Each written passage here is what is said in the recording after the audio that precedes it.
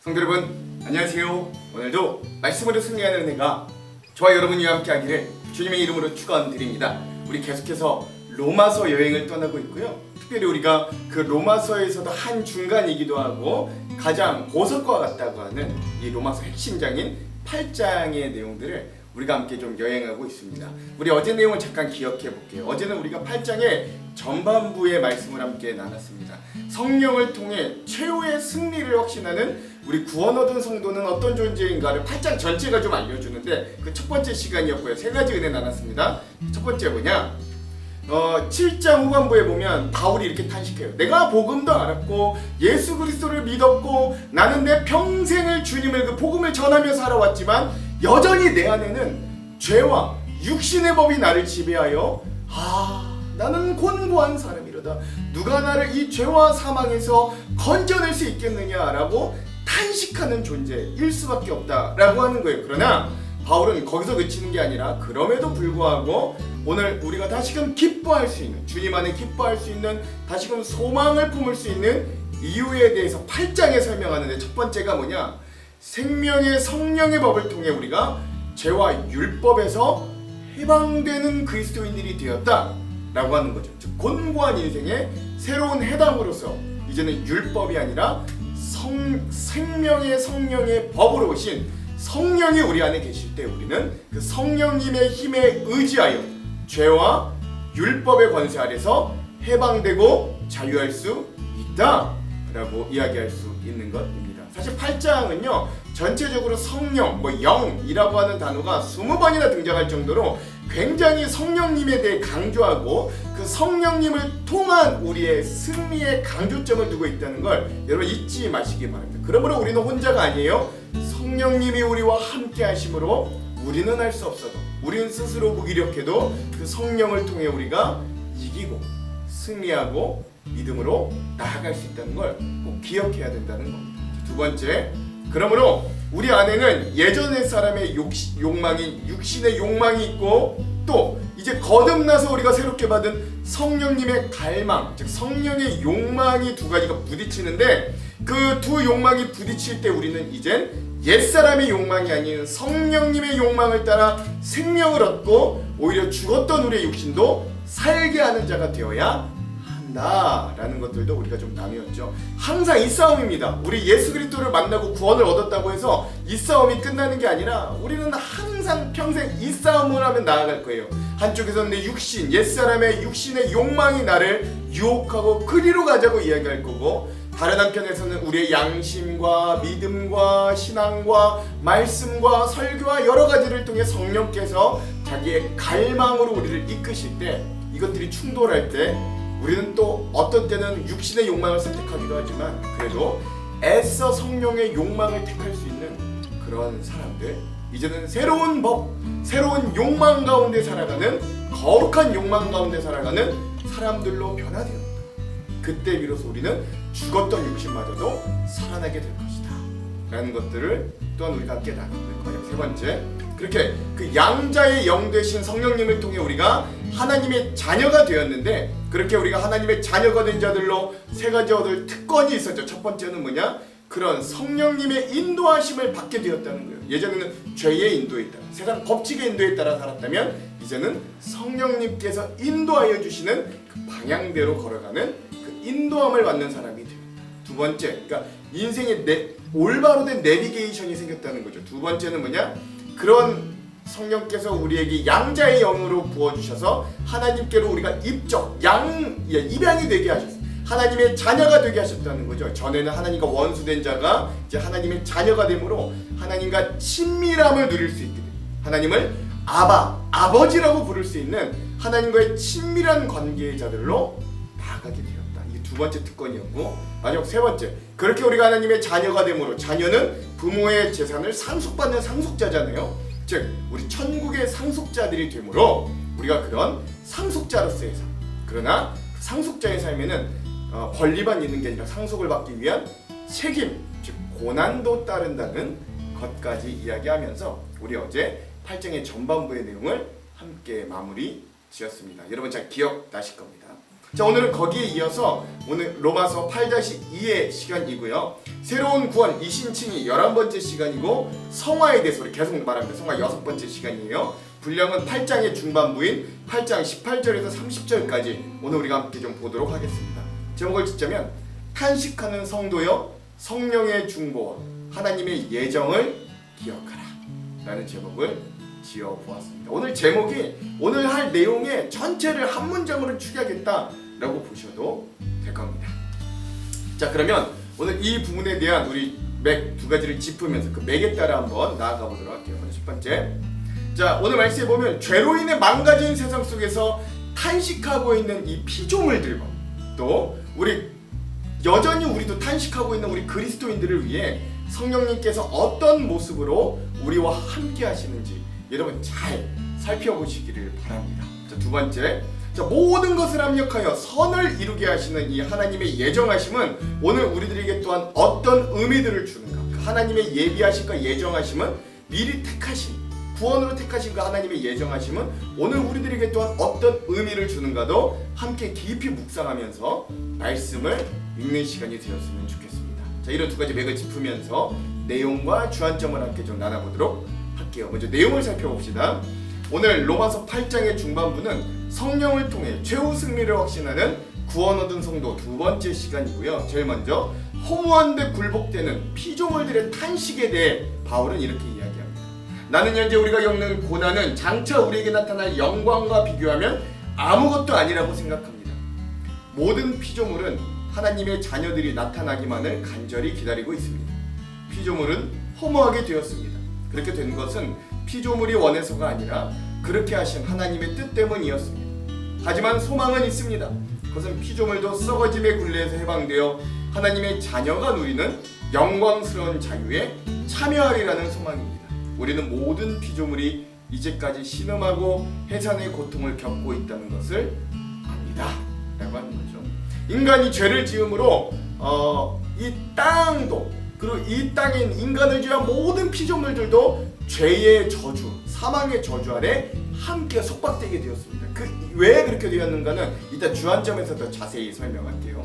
그러므로 그 피조물들, 죄로 인해 망가지고 깨져버린 하나님의 온전한 뜻을 이루지 못하는 그 피조물들도 다시금 인간들이, 그 죄인된 인간이 하나님의 자녀로 변화되어 그들이 이 땅에 하나님 나라를 회복하기를 간절히 바라고 있다 라고 이야기하는 것이죠.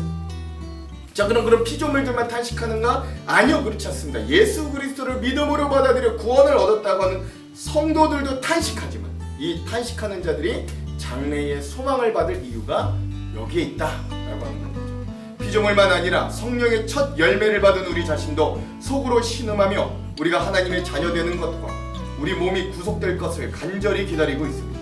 우린 이러한 소망으로 구원을 받았습니다. 눈에 보이는 소망은 소망이 아닙니다. 보이는 것을 소망하는 사람이 어디 있겠습니까? 따라서 우리가 아직 보지 못한 것을 소망한다면 우리는 그것을 인내함으로 기다려야 합니다. 그러니까 구원받은 우리들, 예수 그리스도를 믿음으로 구원받았다고 확신하는 우리들마저도 이 세상, 죄로 망가진 세상 가운데 여전히 탄식할 수밖에 없어요. 그러나 우리는 그럼에도 불구하고 여전히 우리를 완벽하게 온전히 그 구원을 완성하실 그때를 기대합니다. 소망합니다. 우리가 바른 이 땅 가운데 두고 죄 많은 이 땅 가운데 두고 살아도 우리의 시선은 저 천국을 향해 살아가듯 그 나중에 완성될 그 구원을 향해 우리의 소망이 결코 무너지지 않는 거죠. 보이는 걸 소망하는 사람은 어때? 보이는 건 현실이자 그냥 내 소유일 뿐입니다. 그러나 우리의 소망은 보이지 않는 것, 저 영원한 것에 있다. 그러므로 우리는 인내하고 참고 기다려야 한다 라고 바울은 이야기하고 있는 것이죠. 자, 그러므로 이런 성도의 마지막 영화, 구원의 완성을 위한 성령님의 중보 사역이 있음을 이 바울은 격려합니다. 이처럼 성령께서는 우리의 약함을 도와주십니다. 우리는 무엇을 기도해야 했는지도 모르지만 성령께서는 말로 다 표현할 수 없는 간절함으로 우리를 위해 중보 기도를 하십니다. 사람의 마음을 꿰뚫어 보신 하나님께서는 성령의 생각이 무엇인지를 아십니다. 그것은 성령께서 하나님의 뜻에 따라 성도들을 위해 중보 기도를 하시기 때문입니다 라고 하는 거죠. 오늘 우리도 역시 탄식할 수밖에 없어요.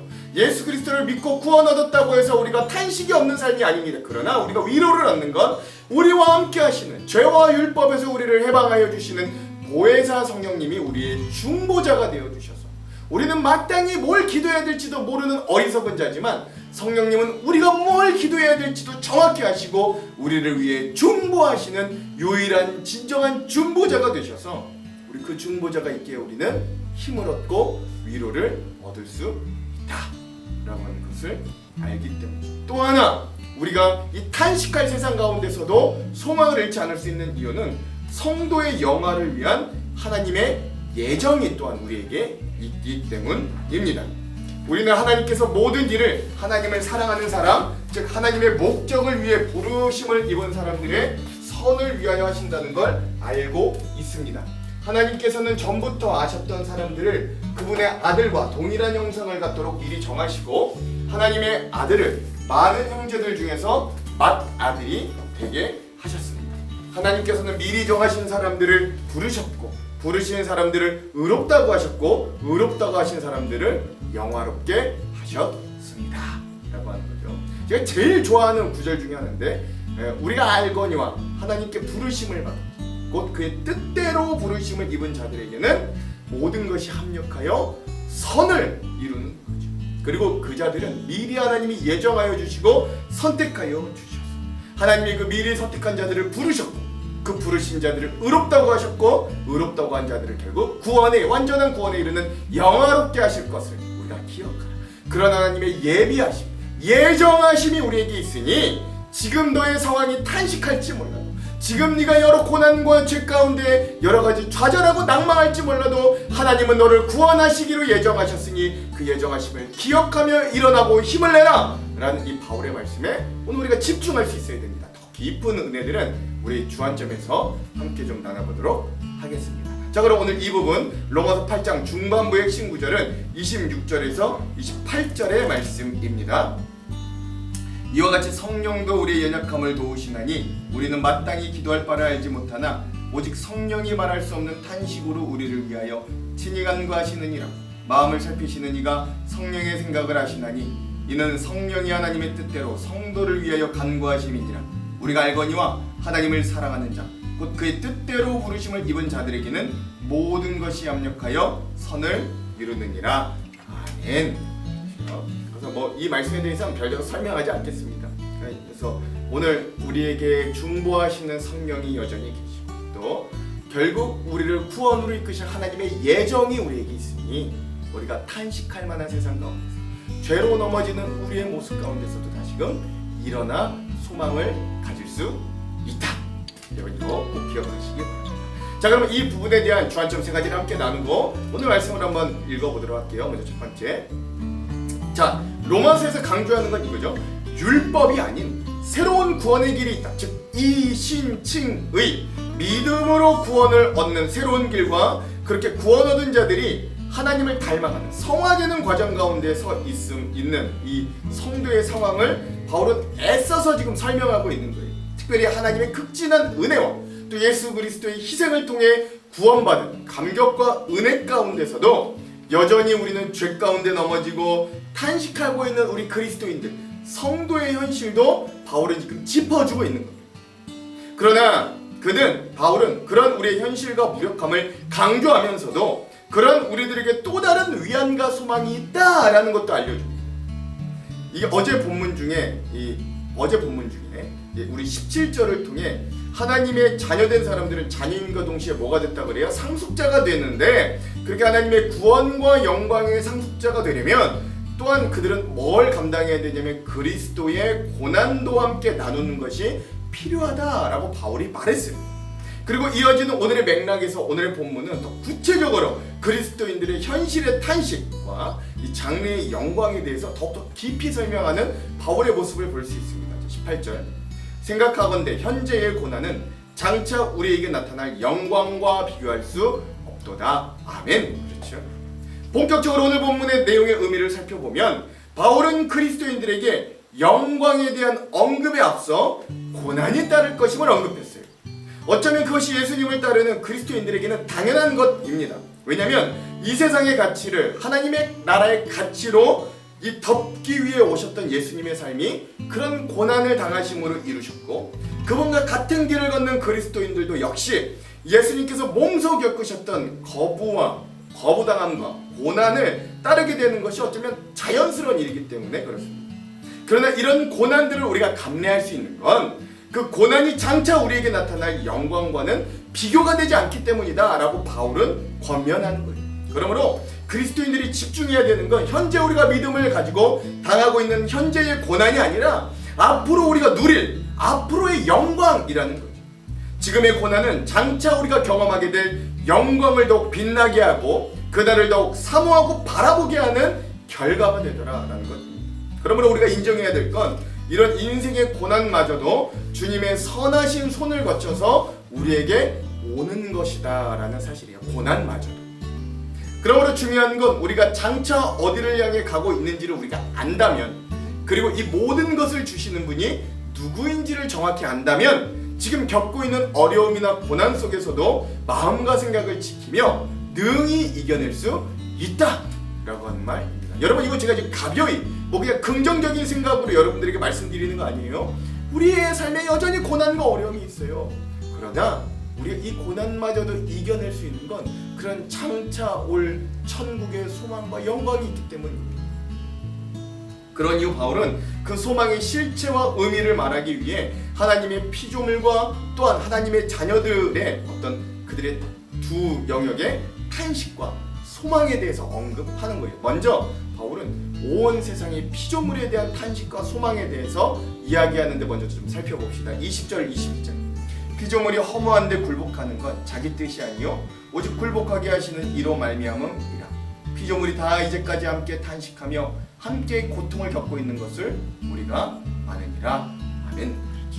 그렇죠. 여기서 언급된 피조물에 대해 사람을 포함한 온 세상의 모든 피조물로 보는 견해가 1차 있고, 또 하나는 때론 사람을 제외한, 그리고 난 이후에 온 세상의 만물을 가리킨다는 견해가 있는데, 일반적으로 여기서 보는 이 피조물에 대한 견해, 정론은 후자, 즉 인간을 제외한 세계 모든 만물을 여기에 나오는 피조물로 보는 견해가 주류를 이룹니다. 저도 여기 이걸 따를 건데, 자, 그렇게 보자면 우리 인간의 타락과 죄로 인해 온 세상 만물 피조물이 깨어지고 망가진 상황에 처하게 되었다는 걸 알게 되는 거예요. 자, 이게 죄의 연계성이라고 할 수 있는 거죠. 만물의 영장인 인간의 죄는 결국 인간 스스로만 파괴한 게 아니라 인간과 함께 사는 모든 피조물들이 그 자신들이 원하든 원치 않았던 그 모든 세계 가운데 창조주이신 하나님의 원래 창조 목적에 완전히 어긋나는 결과로 가져오게 되었다라는 거죠. 이게 어디 잘 알 수 있냐면, 여러분 선지서만 보더라도요, 백성들의 죄로 인해 땅이 슬퍼한다라고 말하기까지 하는 거예요.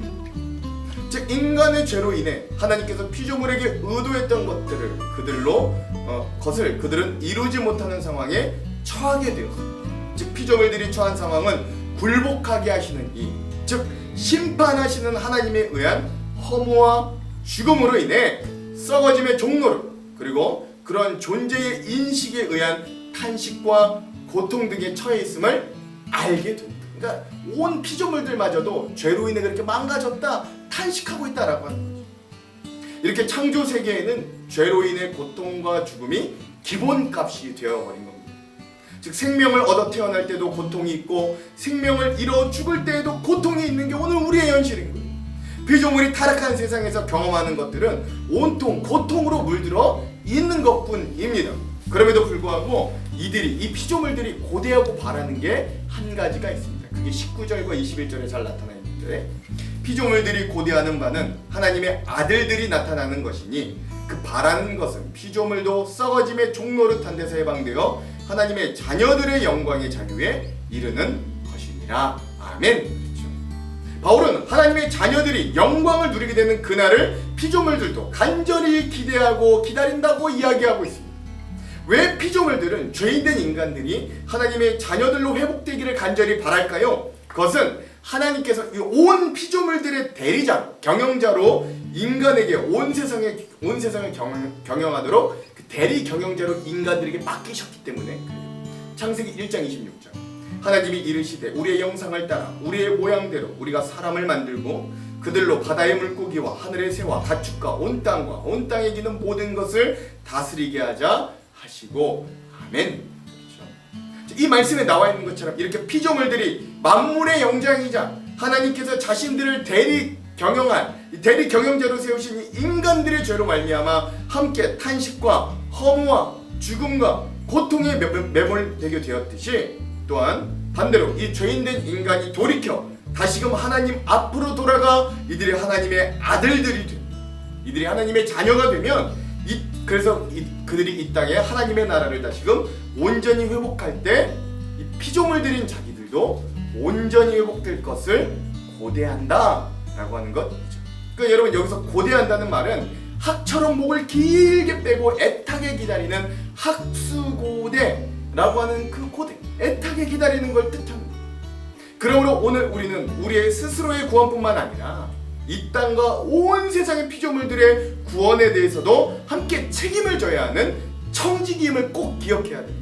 그러므로 오늘 우리는 개인의 구원에만 머무를 수 없고 하나님의 나라를 우리의 가정과 교회뿐만 아니라 우리의 이웃과 사회와 생태계까지로 나아가 온 세상 가운데 하나님의 나라가 회복되는 일에 최선을 다하는 역할이 주어졌다. 여러분 이거 여기 우리가 일단 잊지 말아야 한다라는 것. 이게 피조물들이 탄식이 우리에게 주는 의미들이에요. 자, 두 번째. 그런데 문제는 그런 큰 책임을 지고 있는 우리 그리스도인들, 즉 하나님의 자녀들이라고 자부하는 우리들도 사실 7장 후반부에 나타난 이 바울의 탄식과 같이 여전히 우리도 고난 가운데 괴로워하고 무력한 존재라는 사실이에요. 그러므로 피조물들뿐만 아니라 우리 그리스도인 성도들 역시 이 고난을 탄식하며 구원을 기다리고 있다고 바울은 이야기합니다. 23절. 그뿐 아니라 또한 우리 곧 성령의 처음 익은 열매를 받은 우리까지도 속으로 탄식하여 양자될 것 곧 우리의 몸에 속량을 기다리느니라. 아멘. 그렇죠. 그러니까 이 말씀은 우리가 일반적으로 생각하는 대신 우리는 성령을 갖고 성령을 소유하고 있음에도 불구하고 신음하고 탄식한다 라고 하는 표현이기보다는요, 자, 우리가 성령님을 소유하고 성령님을 모시고 있기 때문에 오히려 더 탄식하고 신음하게 되었다라는 표현이 더 나은 해석처럼 보입니다. 이 말이 무슨 말이냐? 우리가 예수 그리스도를 믿고 성령님이 우리의 삶에 들어오시고 그래서 우리는 이전에 느끼지 못했던 성령님으로 인해 죄와 타락으로 인한 아픔을 더 예민하고 심각하게 느끼게 되었습니다.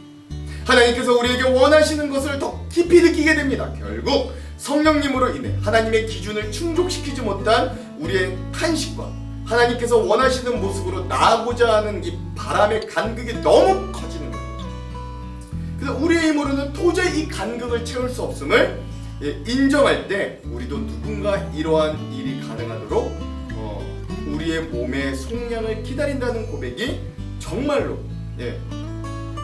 도저히 그래서 우리가 우리 힘으로 도저히 없음을 인정하고 그렇게 누군가의 도움이 가능하도록 몸의 속량을 기다린다는 고백이 정말로 우리가 이 말씀에서 깨달아야 될 의미들이다라고 할 수 있습니다. 그러니까 성령이 있음에도 내가 죄 가운데 있구나라는 탄식이 아니라 성령이 오셔서 내가 드디어 더 이 죄된 나의 모습과 또 주님이 바라시는 이 모습 가운데 이 간극을 내가 도저히 채울 수가 없구나라고 하는 내 이 무기력함 가운데 그것들이 정확히 보이기 시작하더라라는 거죠. 그러므로 우리는 이미 첫사랑을 통해 이미 얻은 이 유례적인 구원 역사에 만족할 것이 아니라 앞으로 우리를 온전히 완성시키실 그 구원의 날을 기대하며 이 땅 가운데서 믿음을 가지고 살아야 됩니다. 그 삶 가운데 겪어야 할 고난과 탄식과 망가진 세상의 삶에 경험해야 되는 온갖 죄의 더러움과 비극 속에서도 우리가 인내와 참음으로 기다리는 소망을 붙들 수 있어야 되죠. 그러므로 그런 우리들에게 바울은 이렇게 격려하는 거예요. 24절 25절. 우리가 소망으로 구원을 얻었음에 보이는 소망이 아니니 보는 것을 누가 바라리요? 만일 우리가 보지 못하는 것을 바라면 참음으로 기다릴지니라. 아멘. 우리는 참음으로 그런 구원, 하나님의 응답, 우리가 온전히 의롭게 될 그날을 기다릴 수 있어야 됩니다. 이미 이 세상의 모든 피조물들은 그날을 손꼽아 기다리고 있습니다. 사람들을 포함한 모든 피조물에게 영광의 날이 될 것이, 그날은 영광의 날이 될 것이기 때문입니다. 예수님이 다시 오시는 날. 자, 나니아 연대기, 또 순전한 기독교, 이런 놀라운 책을 저술한 영국의 기독교 작가이자 소설가였던 C.S. 루이스는 이런 말을 했다 그래요. 하나님은 아무리 연약하고 더러운 인간이라도 지금으로서는 도무지 상상할 수 없을 만큼 눈부시게 빛나는 불멸의 존재로 만드실 것입니다. 그분의 다함이 없는 능력과 즐거움과 선함을 완벽하게 반사하는 티 없이 맑은 거울로 만드실 것입니다. 그 과정은 길며 부분적으로는 아주 고통스러운 것이겠지만 거기에 도달하는 것이야말로 우리가 존재하는 목적입니다. 참으로 참 놀라운 멋있는 말이죠. 오늘 우리의 소망이 이러합니다. 우리는 그날에 예수님을 온전히 닮은 모습으로 영원히 살 소망을 가지고 있어요. 그러니 그 소망으로 그날을 바라보고 기대하며 참음으로 기다리시기 바랍니다. 우리는 그날을 기대합니다. 그리고 우리의 영광스러운 날을 모든 피조물들까지도 손꼽아 기다리고 있습니다.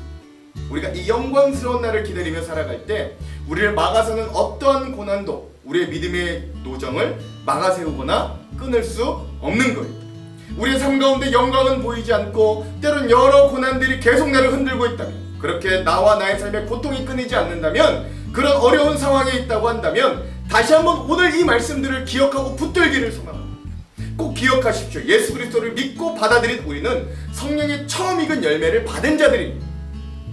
성령님이 이미 내 안에 내주하시고 충만히 계십니다. 그 첫 열매는 앞으로 올 완전한 이 구원, 우리가 천국에 다다를 그 완전한 영광을 미리 맛본 것과 같습니다. 그 온전한 것이 머지않아 우리에게 임하게 될 것입니다. 우리 안에 거하시는 성령님은 죄와 죽음으로부터 그 모든 속박으로부터 우리를 완전하고 자유롭게 해주실 것입니다. 그리고 그날이 오기까지 계속해서 내 속에 역사하셔서 우리가 조금씩 더 주님을 닮아가게 하실 거예요.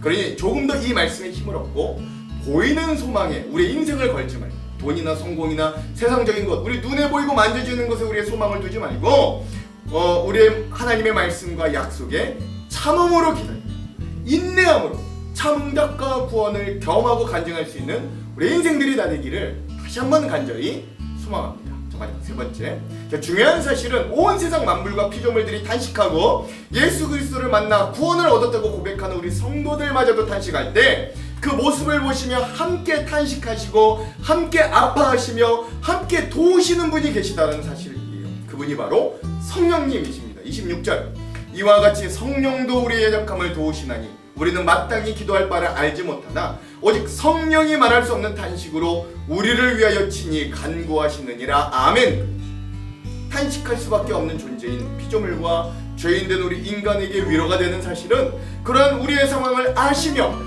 함께 탄식으로 동행하시는 성령님이 계시다는 사실입니다. 그런데 우리가 기억해야 될 건 성령님의 탄식은 우리 피조물과 인간의 탄식과는 좀 다른 탄식이라는 거예요. 피조물의 탄식, 우리 인간의 탄식은 고난에 의한 죄로 인해 넘어짐에 의한 탄식이지만 성령님의 탄식은 그 고난의 시간에 있는 우리를 위한 탄식입니다. 소망이 고난의 시간을 견디게 하듯 성령님도 우리의 연약한 시간을 견디도록 돕고 계십니다. 성령님의 도우심이 우리에게 있지 않는다면 우리는 마땅히 무엇을 기도해야 되는지조차 알지 못하는 무지하고 연약한 존재가 될 수밖에 없습니다. 따라서 성령님의 탄식이 반드시 우리를 위해 함께 있어야 되는 이유가 여기에 있는 거예요. 그런데 이 성령님의 탄식이 하나님의 뜻에 완전히 일치한다는 27절의 증언이 우리에게 큰 힘이 됩니다. 27절, 마음을 살피시는 이가 성령의 생각을 아시나니 이는 성령이 하나님의 뜻대로 성도를 위하여 간구하심이니라. 아멘. 사람의 중심과 마음을 살피시는 하나님께서 그리스도인들을 위한 성령님의 기도를 들으시고 응답하십니다. 바라는 것조차 정확히 알지 못하는 우리의 무지와 무능함조차 하나님의 완전하신 뜻을 따라 행하는데 우리의 삶에 방해가 되지 못하는 거예요. 왜냐하면 우리는 그 주어진 상황에서 무엇을 기도해야 되는지 어떻게 행해야 되는지 우리는 알지 못하지만 우리와 함께 하시며 우리를 인도하시는 성령님은 아시기 때문에 그렇습니다. 그리고 성령님의 중보는 우리를 위한 주님의 뜻과 완전하게 조화를 이루어 성령님께서 인도하시는 대로 걸어가는 우리의 삶의 방향이 결국 구원의 방향이 되도록 인도하여 주시는 거예요.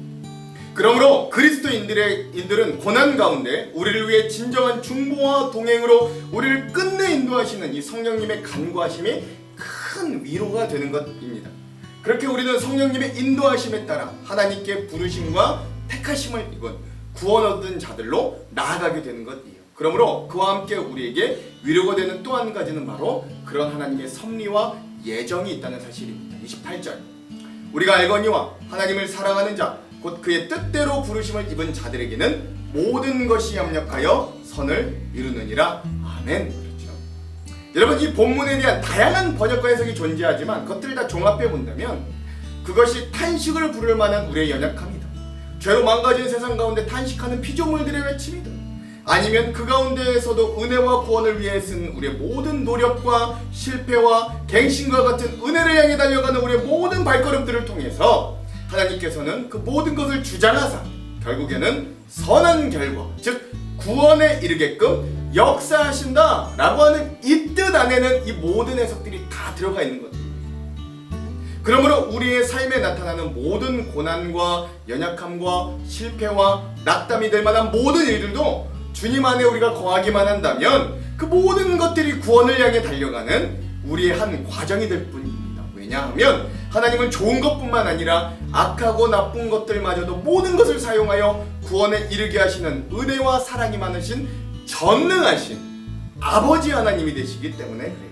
그러니까 중요한 사실은 하나님께서 우리를 인도하시는 최종의 목적지는 바로 합력하여 선을 이루실 구원의 자리다 라고 하는 사실입니다. 바울은 더욱더 그 예정된 구원의 자리를 이렇게 깊이 설명해요. 오늘 본문의 마지막 절이 29절 30절 하나님이 미리 하신 자들을 또한 그 아들의 형상을 본받게 하기 위하여 미리 정하셨으니 이는 그로 많은 형제 중에서 맏아들이 되게 하려 하십니다. 또 미리 정하신 그들을 또한 부르시고 부르신 그들을 또한 의롭다 하시고 의롭다 하신 그들을 또한 영화롭게 하셨느니라. 아멘. 이는 그리스도의 구원에 대한 하나님의 예정하심을 설명하고 있어요.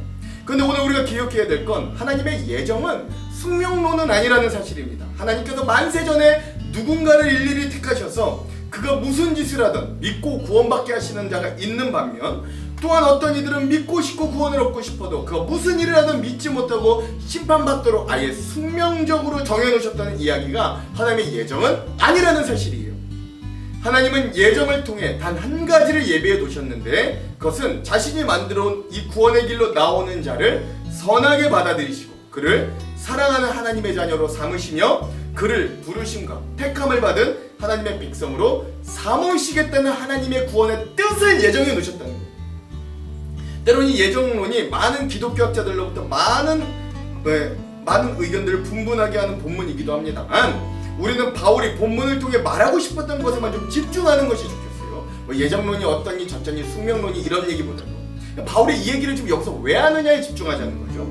그것은 지금 고난을 받고 있는 성도들, 여전히 그리스도 예수를 만나고 믿음을 시작하였지만 여전히 자신의 연약함과 떨쳐낼 수 없는 죄의 문제로 탄식하는 이들에게 여전히 하나님의 계획은 그런 우리를 향해 심판이 아닌 예정하신 구원으로 다가오고 계시고 우리의 미래에 형용할 수 없는 놀라운 영광으로 예비되어 있음을 확신시켜주기 위해 하나님의 계획, 예정을 기억하라는 바울의 메시지다 라고 하는 점.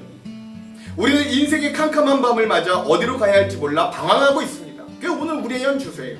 그리고 우리의 방향은 다른 피조물들에게까지 허물을 선사했습니다. 그러나 그런 우리의 방향을 성령님은 좌시하지만은 않으셨습니다. 성령님은 우리를 위해 기도할 바대로 기도하셨고 중보하시고 인도하시는 그 성령님으로 인해 우리는 비로소 믿음의 여정을 그럼에도 뚜벅뚜벅 걸어가게 되었던 겁니다. 그리고 그 따스한 성령님의 온기가 우리가 나아가야 할 방향을 계속해서 인도해주고 계시는 것입니다. 때로는 그 성령이 횃불이 되어 길을 밝혀주시고 동행해 주심으로 우리가 걸어가야 할 길을 더 선명하게 보여주십니다. 그래서 우리의 한 걸음의 내디딤이 확신으로 나아갈 수 있었던 것이지. 그리고 하나님께서는 그렇게 걸어가는 우리의 믿음의 발걸음 끝에 영화로움의 날을 예비하고 약속하고 예정해 주셨습니다. 이것이 우리가 믿음의 여정을 걷는 기대이자 그 걸음의 원동력입니다.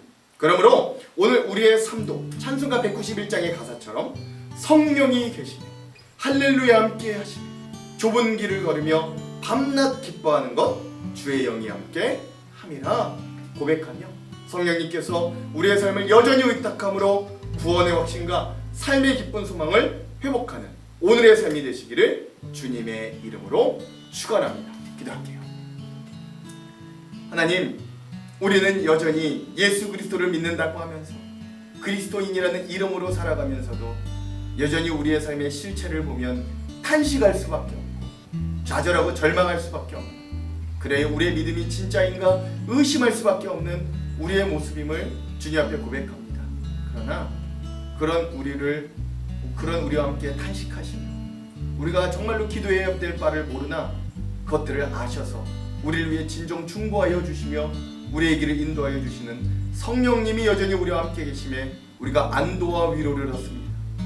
우리는 실패하고 넘어질지언정 그 모든 것들을 합력하여 선을 이루실, 그래야 우리를 구원에 이루실 하나님의 예정하심이 우리에게 있음을 또한 우리가 기억하며 다시 한번 힘을 냅니다.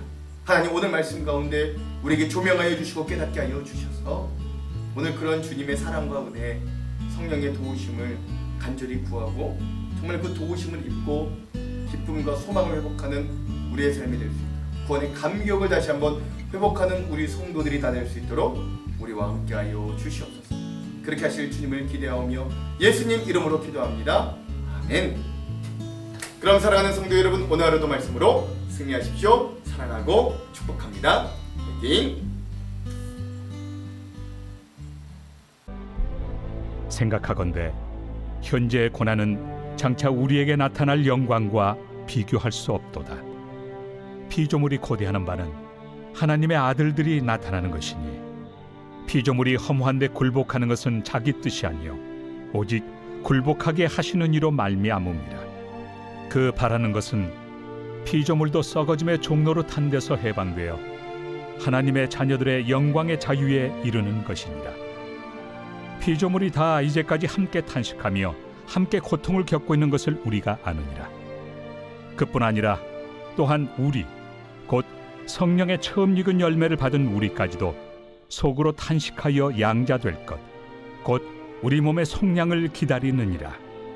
우리가 소망으로 구원을 얻었음에 보이는 소망이 소망이 아니니 보는 것을 누가 바라리요. 만일 우리가 보지 못하는 것을 바라면 참음으로 기다릴지니라. 이와 같이 성령도 우리의 연약함을 도우시나니 우리는 마땅히 기도할 바를 알지 못하나 오직 성령이 말할 수 없는 탄식으로 우리를 위하여 친히 간구하시느니라. 마음을 살피시는 이가 성령의 생각을 아시나니 이는 성령이 하나님의 뜻대로 성도를 위하여 간구하심이니라.